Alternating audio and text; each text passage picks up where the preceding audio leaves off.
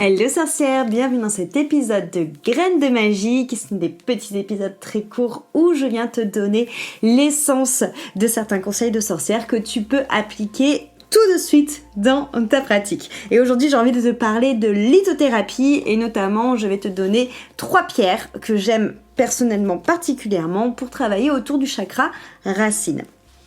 La première, c'est l'obsidienne. Je crois que c'est vraiment l'une de mes pierres préférées, particulièrement l'obsidienne œil céleste que j'aime particulièrement, mais je vais te parler de l'obsidienne en règle générale. Les obsidiennes sont des pierres qui vont, en cas général, nous permettre de favoriser la compréhension de certaines choses, souvent autour de la colère. Tu verras, je vais t'expliquer ça un peu plus longuement. Donc, elles permettent aussi de nous ancrer tout en nous respectant. Et elles vont venir travailler beaucoup sur l'ancrage, mais aussi d'un point de vue physique sur les problèmes de reins et les problèmes de sang. C'est une pierre qui va vraiment être axée sur tout ce qui est équilibre, sur le fait de retrouver de la justice, d'où le fait que ça travaille sur la colère. Et par rapport à cette colère, on va avoir soit des travaux qui vont être plus axés sur la colère qui peut être notamment associée aux vies antérieures ou au transgénérationnel, où là on aura l'œil céleste. On va avoir plus le côté de accueillir la colère et savoir la faire passer de manière un petit peu plus douce, où là on aura plutôt l'obsidienne acajou, et on va avoir après des obsidiennes dans tout plein d'autres couleurs, dans tout plein d'autres chakras, et notamment là je pense au chakra de la gorge avec l'obsidienne bleue, qui elle va nous permettre de verbaliser la colère, de mettre des mots dessus. Donc on est vraiment à chaque fois généralement avec l'obsidienne sur un travail en effet de colère et souvent de karma. Donc en effet on a l'obsidienne noire qui est vraiment pour cette notion d'ancrage, de mettre dans la terre, mettre dans le concret, voilà, mettre l'église au centre du village, tu vois, il y a vraiment cette notion-là. On a l'obsidienne œil céleste qui, elle, va plus être un travail vraiment, un peu comme le travail un peu en énergie scorpion, qui va vraiment aller chercher les choses qui sont très enfouies, les choses que tu as cachées, d'où le fait que ça peut être lié aussi au karma, aux vies antérieures, au transgénérationnel, enfin, vraiment aller fouiller cette pierre-là dans tout ce qui est colère et tout ce qui peut se cacher, pour les transformer, les mettre dans la matière pour que tu puisses apporter compréhension et te respecter. Et l'obsidienne acajou, comme je l'ai expliqué, elle fait aussi partie des pierres d'ancrage et elle va plus avoir une énergie un peu plus yin, ou même si on travaille la colère, elle va être dans cette notion de vouloir te permettre de la transformer, mais plus en arrondissant les angles, donc avec un côté beaucoup plus doux. Ensuite, on a le bois fossile, qui est aussi une de mes pierres préférées quand il s'agit d'ancrage. C'est une pierre qui va être plutôt associée au lâcher-prise et au moment présent. Donc pour les personnes qui ont tendance à contrôler, à être vraiment dans cette notion d'avoir du mal à lâcher le petit hamster qui trotte dans notre tête et qui tourne dans tous les sens, le bois fossile va vraiment être là pour nous permettre de nous enraciner, pour nous permettre vraiment d'être dans le moment présent et de lâcher les préoccupations du passé, les préoccupations du futur, et juste de s'ancrer. C'est une pierre qui va nous permettre aussi de nous relier à la nature, et c'est aussi une pierre du coup qui va nous permettre au niveau physique d'atténuer les douleurs articulaires. Pourquoi ? Parce que souvent les douleurs articulaires, ça va être relié, alors pas tout le temps, mais dans certains cas, ça va être relié à la peur d'avancer, et donc du coup on a entre guillemets nos articulations qui se figent parce qu'on contrôle pas le futur, donc ça fait peur, donc on n'a pas envie d'avancer, et donc nos articulations se figent pour nous permettre de garder le contrôle. Et donc le bois fossile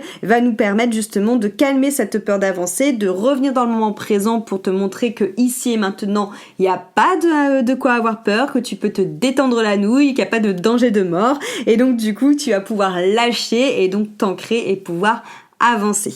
Et la dernière pierre dans laquelle je voulais te parler, c'est les jaspes. Alors notamment, je vais te parler de 3 jaspes. On a le jaspe rouge qui est vraiment ici aussi sur une notion d'ancrage, mais plus une notion d'ancrage de positionnement.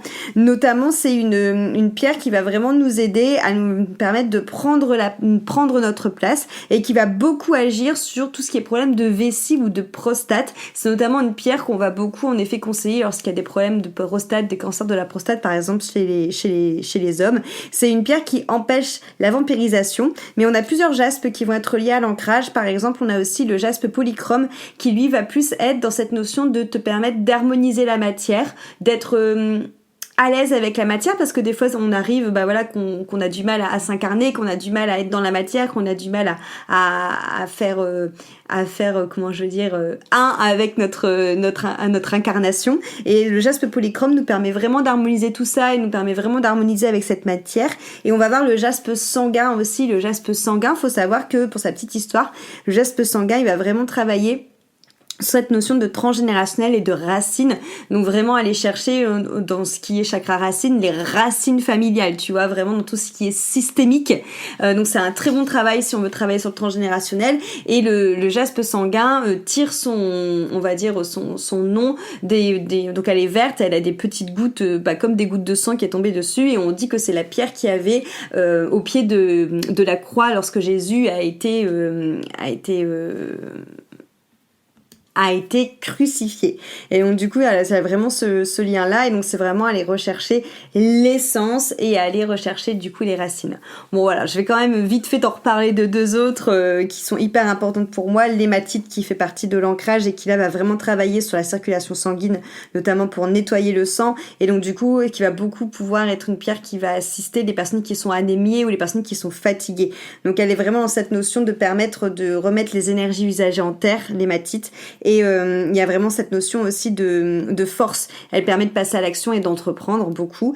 Et la tourmaline, qui est aussi une pierre très connue pour l'ancrage, qui elle est surtout une pierre de protection, qui va nous permettre aussi de nous protéger notamment des ondes électromagnétiques. C'est pour ça qu'on met souvent de la tourmaline, par exemple à côté d'un téléphone ou à côté d'un truc wifi. Enfin voilà, on va beaucoup le retrouver là-dessus. Et c'est vraiment une pierre qui permet de remettre toutes ces énergies électromagnétiques en terre, et qui va d'un point de vue émotionnel plutôt travailler sur tout ce qui est anxiété.